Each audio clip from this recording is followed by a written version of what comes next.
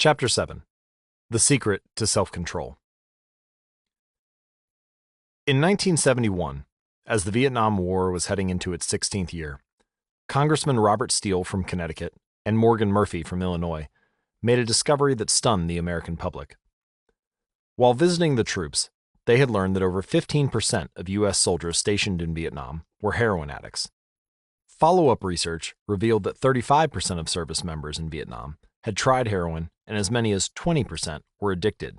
The problem was even worse than they had initially thought.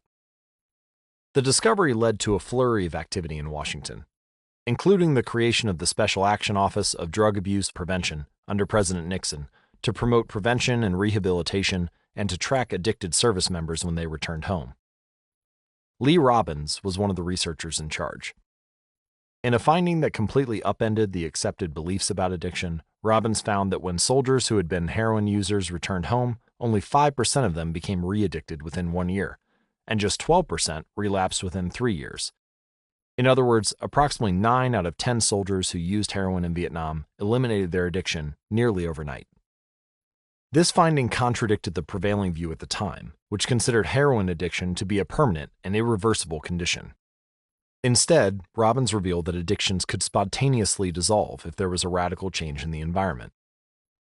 In Vietnam, soldiers spent all day surrounded by cues triggering heroin use. It was easy to access, they were engulfed by the constant stress of war, they built friendships with fellow soldiers who were also heroin users, and they were thousands of miles from home. Once a soldier returned to the United States, though, he found himself in an environment devoid of those triggers. When the context changed, so did the habit. Compare this situation to that of a typical drug user. Someone becomes addicted at home or with friends and goes to a clinic to get clean, which is devoid of all the environmental stimuli that prompt their habit, and then returns to their old neighborhood with all the previous cues that caused them to get addicted in the first place. It's no wonder that usually you see numbers that are the exact opposite of those in the Vietnam study. Typically, 90% of heroin users become re-addicted once they return home from rehab. The Vietnam studies ran counter to many of our cultural beliefs about bad habits because it challenged the conventional association of unhealthy behavior as a moral weakness. If you're overweight, a smoker, or an addict, you may have been told your entire life that it is because you lack self-control, maybe even because you're a bad person. The idea that a little bit of discipline would solve all of our problems is deeply embedded in our culture. Recent research, however, shows something different. When scientists analyze people who appear to have tremendous self-control, it turns out those individuals aren't all that different from those who are struggling. Instead, disciplined people are better at structuring their lives in a way that does not require heroic willpower and self-control. In other words, they simply spend less time in tempting situations. The people with the best self-control are typically the ones who need to use it the least. It's easier to practice self-restraint when you don't have to use it very often. So, yes, perseverance, grit, and willpower are essential to success, but the way to improve these qualities is not by wishing you were a more disciplined person, but by creating a more disciplined environment. This counterintuitive idea makes even more sense once you understand what happens when a habit is formed in the brain. A habit that has been encoded in the mind is ready to be used whenever the relevant situation arises. When Patty Olwell, a therapist from Austin, Texas, started smoking, she would often light up while riding horses with a friend. Eventually, she quit smoking and avoided it for years. She had also stopped riding. Decades later, she hopped on a horse again and found herself craving a cigarette for the first time in forever. The cues were still internalized, she just hadn't been exposed to them in a long time. Once a habit has been encoded, the urge to act follows whenever the environmental cues reappear. This is one reason behavior change techniques can backfire. Shaming obese people with weight loss presentations can make them feel stressed, and as a result, many people return to their favorite coping strategy, which is overeating. Showing pictures of blackened lungs to smokers leads to higher levels of anxiety, which drives many people to reach for a cigarette. If you're not careful about cues, you can cause the very behavior you want to stop.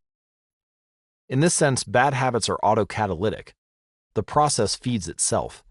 They foster the feelings they are trying to numb. You feel bad, so you eat junk food. Because you eat junk food, you feel bad.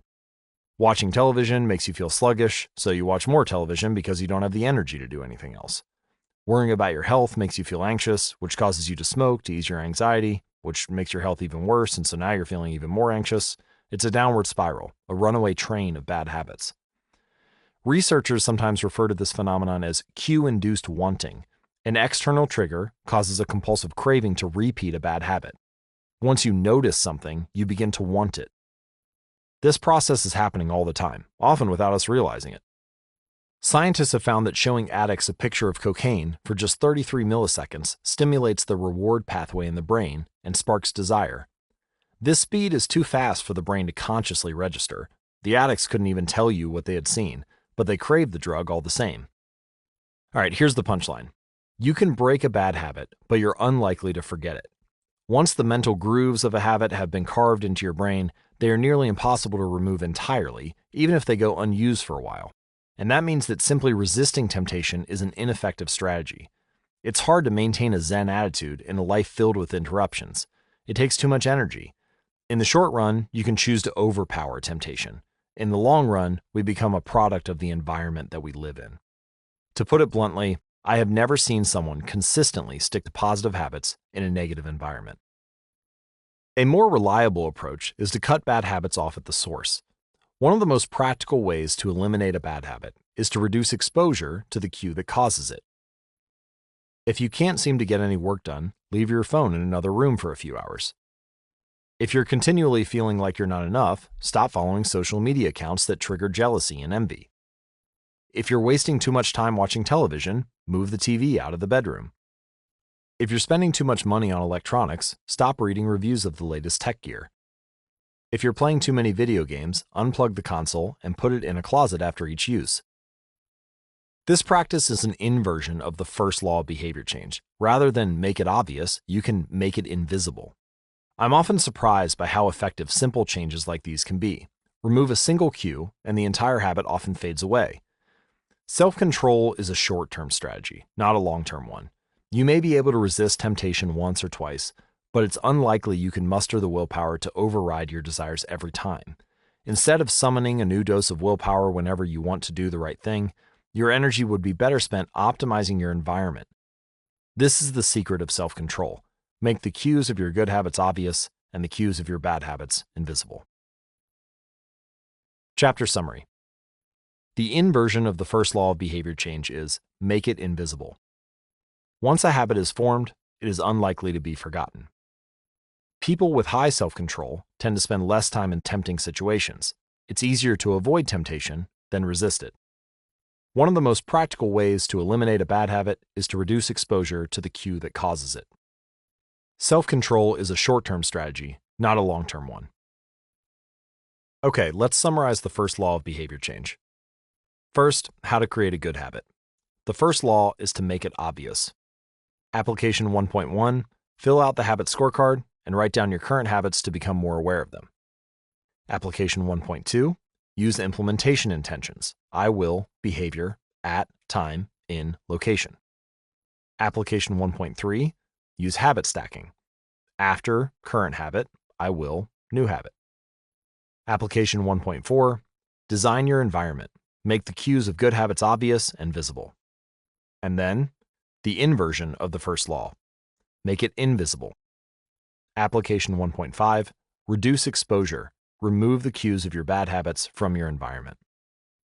I've collected these applications and compiled them into a single cheat sheet, which we will be returning to at the end of each law. You can download a printable version of the habits cheat sheet at atomichabits.com/cheat sheet.